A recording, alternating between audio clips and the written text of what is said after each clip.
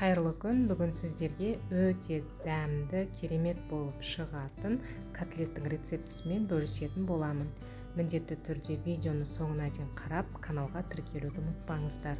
Бізге алдымен тартылған ет қажет болады. Одан кейін 3 бас жуа қосамын, және де бір картопты барлығын ет тартқыштан өткізіп аласыздар. Одан кейін бір жұмыртқа және 2-3 тілім нан қажет болады. Одан кейін тұз және бұрыш. Нанымызға жылы сүтімізді құйып, екеуін араластырып дайындап қоятын боламыз. Міндетті түрде сүт қосыңыздар, себебі өте дәмді болып шығады. Одан кейін дайын фаршымызға жаңағы жуамызды, картопымызды, нанымызды саламыз. Бір жұмыртқамызды қосамыз.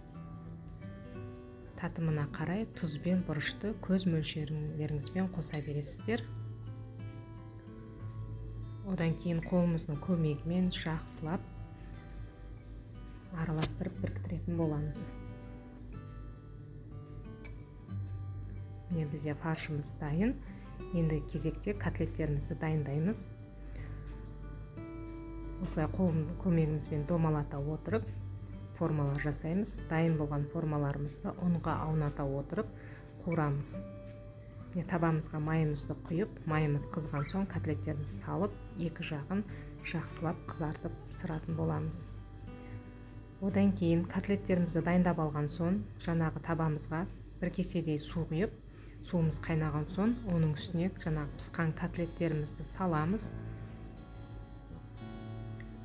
Тағы да 15-20 минуттай бетін жауып, суда бұқтырып аламыз. Міндетті түрде суға бұқтырып алыңыздар. Содан кейін сол себепті өте дәмді болып шығады. Міне біздің котлеттеріміз дайын. Көріп тұрғандарыңыздай өте дәмді болып шығады. Міндетті түрде жасап, каналға тіркеліп, комментарий қалдыруды ұмытпаңыздар.